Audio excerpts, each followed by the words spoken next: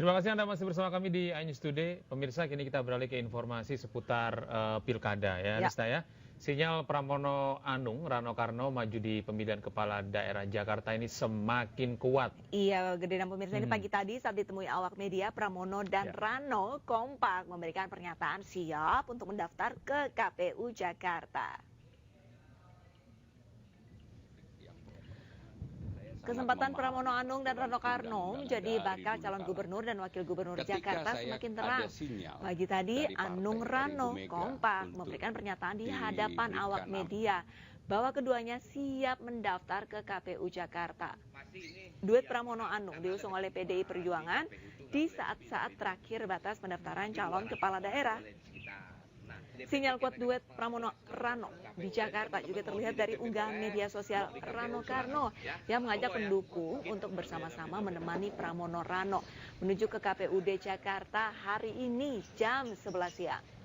Man, pintu tutup nanti ya. Itu tanpa basic yang proper, karena saya sangat memahami peraturan perundang-undangan dari dulu kala.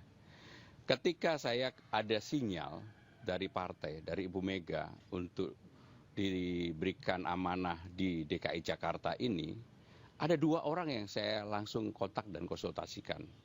Yang pertama kepada istri saya, Hani Pramono. Tentunya saya harus minta izin, karena dia udah menyiapkan mau berangkat, kebetulan sahabat saya mau menikah di Itali, anaknya sahabat saya. Tiket udah dibeli, hotel udah dipesan, hari ini harus berangkat, harus dibatalkan. Itu kejadian 4 hari yang lalu. Saya minta izin istri saya. Awalnya istri saya ngapain? Itu yang mendasar. Tapi begitu akhirnya saya jelaskan bahwa saya memang kalau diamanahkan untuk bekerja saya tidak pernah menolak. Yang kedua tentunya kepada Bapak Presiden. Saya berkonsultasi, saya datang langsung dan saya juga telepon langsung. Dan ketika saya berkomunikasi duduk berdua sama beliau setelah beliau pulang dari Lampung, beliau tertawa terbahak-bahak. Beliau bilang begini, Mas maju gitu. Karena kalau berdua memang kadang-kadang beliau memanggil Mas maju. Ini tidak semua orang yang diberikan amanah seperti itu. Pak, saya minta izin, Bapak izinkan. Saya izinkan, Mas harus maju. Jadi inilah yang saya komunikasikan dan terus terang teman-teman media pasti tahu saya sama semua menteri juga berhubungan. Tentu yang kita ikuti kan mekanisme nih. Hari ini pendaftaran, kemudian pendaftaran ada persyaratan. Misalnya tadi nanya berapa banyak, nah, kita nggak bisa banyakin. Boleh cuman nggak boleh lebih 200, yang dalam mungkin cuma 20 orang. Itu arahan Ibu. Nah, itu bagian dari kedisiplinan kita kan. Kalau kita mau rame-rame ya maaf katen, marching band kita ada 500. Hari ini ada marching band, cuman nggak banyak, 40 gitu. Artinya pesan Bu Mega dari ikuti aturan gitu ya, Bang? Ikutin semua aturan. Udah nyusun visi Udah, visi misi itu kan sudah terbuat. Karena dalam pengertian begini, selalu kita DPP itu memberikan guidance kepada seluruh calon gubernur, wakil gubernur, bupati, wakil bupati atau wali kota, yaitu visi misi nasional, ya kan, agar pembangunan itu ada kesinambungan. Nah, kalau kita mau pahami, nawacita itu adalah visi misi yang diberikan oleh presiden. Artinya itu tim daripada partai yang menyiapkan itu, gitu. Oke, jangan kebanyakan sini habis ntar bahannya. Oke. Iya, akhirnya di-spill juga ya dari PDIP, akhirnya ada Mas Pramono Anung dan Rano Karno. Ini Baik. kita langsung menuju ke KPU Jakarta dan KPU Jawa Timur, pemirsa, untuk informasi terkini dari pendaftaran bakal calon kepala daerah 2024. Sudah ada rekan kami di sana, ada Jen Cahyani di KPU Jakarta dan Oki Adisandi di Jawa Timur. Selamat siang, selamat pagi menjelang siang kawan-kawan. Selamat pagi, Jen. Ya, kita Jen terlebih dahulu ya. Jen, bagaimana situasi terkini di KPU Jakarta? Jen Cahyani. Baik, Arlista, Gede, dan juga pemirsa, saat ini suasana di depan KPU Provinsi DKI Jakarta sudah dipenuhi oleh rekan wartawan yang siap untuk meliput hari ini jalannya pendaftaran calon atau pasangan calon kepala daerah di DKI Jakarta ini. Dan dijadwalkan nantinya kedua pasangan calon hari ini akan mendaftarkan ke KPU DKI Jakarta. Sementara itu untuk suasana lalu lintas di sini cukup padat padat ya. Tadi kami melihat memang di satu lajur dibagi menjadi dua karena yang setengah ini digunakan sebagai pengamanan. Dan di sini pengamanannya juga cukup ketat dari pihak kepolisian maupun dari pihak Pemda yang ikut mengamankan area di KPU Provinsi DKI Jakarta.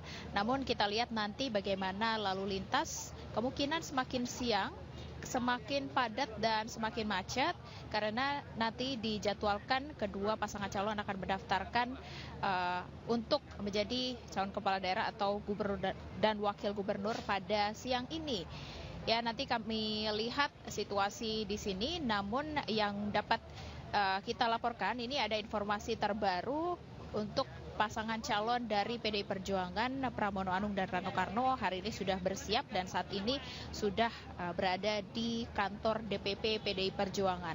Sementara itu untuk pasangan calon Ridwan Kamil dan Suswono ini nanti akan berangkat dari Hotel Max One yang lokasinya tidak jauh dari KPU Provinsi DKI Jakarta. Nanti kami akan lihat bagaimana seperti diketahui kalau untuk pasangan calon yang diusung oleh PDI Perjuangan Pramono Anung dan Rano Karno ini mereka tidak dideklarasikan secara resmi, namun sudah mendapatkan rekomendasi dari partai yakni 1 hari sebelum pendaftaran, di mana hari kemarin ini sudah mendapat rekomendasi dari partai tanpa deklarasi, kemudian hari ini langsung akan mendaftarkan ke KPU Provinsi DKI Jakarta. Sementara itu untuk pasangan calon Ridwan Kamil dan Suswono yang diusung oleh Koalisi Indonesia Maju atau KIM Plus dengan 12 partai di dalamnya, ini hari ini juga akan mendaftar, dijadwalkan sekitar pukul 1:30 siang nanti. Nanti kita lihat bagaimana proses pendaftaran yang dilakukan. Sementara nanti untuk proses pendaftaran ini akan menyerahkan dari masing-masing pasangan calon ini menyerahkan dokumen-dokumen dan juga berkas termasuk dokumen rekomendasi dari partai untuk diusung menjadi kepala daerah DKI Jakarta. Kemudian nantinya setelah dari pendaftaran yang dilakukan hari ini dan maksimal besok pagi tanggal 29 Agustus ini akan dilakukan verifikasi berkas begitu. Setelah itu nantinya akan dilakukan kampanye dan pemilihan pada tanggal 27 November 2024. Sementara itu kami masih memantau di sini dan juga menunggu informasi dari rekan-rekan jurnalis yang mengikuti atau meliput secara langsung bagaimana kedua pasangan calon ini diberangkatkan dari lokasi. Di antaranya yang pertama ada pasangan calon yang diusung oleh PDI Perjuangan akan berangkat dari DPP PDI Perjuangan, kemudian pasangan calon Ridwan Kamil dan Suswono yang akan berangkat dari Hotel Max One yang lokasinya tidak jauh dari KPU DKI Jakarta. Sementara itu, Gede dan Arlista. Terima kasih Jen atas informasi Anda. Kini kita beralih ke Jawa Timur. Ada rekan kami yang sudah menunggu, ada Oki Arisandi di sana. Siang Oki. Selamat siang Oki. Silakan dengan laporan Anda, seperti apa situasi terkini di KPU Jawa Timur? Selamat pagi Gede, Arlista dan juga pemirsa. Hari kedua untuk pendaftaran bakal pasangan calon kepala daerah khususnya di Provinsi Jawa Timur. KPUD Provinsi Jawa Timur hari ini telah menerima pasangan bakal calon gubernur dan wakil gubernur pertama yang mendaftarkan dirinya ke KPUD Jawa Timur. Keduanya adalah Khofifah Indar Parawansa dan juga Emil Elias atau Dardak, yakni calon petahana yang kini juga telah mendaftarkan diri dan tiba di KPUD Jawa Timur dan diusung oleh Partai Koalisi Indonesia Maju Plus atau KIM Plus. Kehadiran Emil dan juga Khofifah hari ini diawali dengan adanya pengajian pada pukul 7 pagi tadi di kediaman Khofifah di daerah Jemur Sari, Surabaya, lalu dilanjutkan dengan adanya kirap budaya.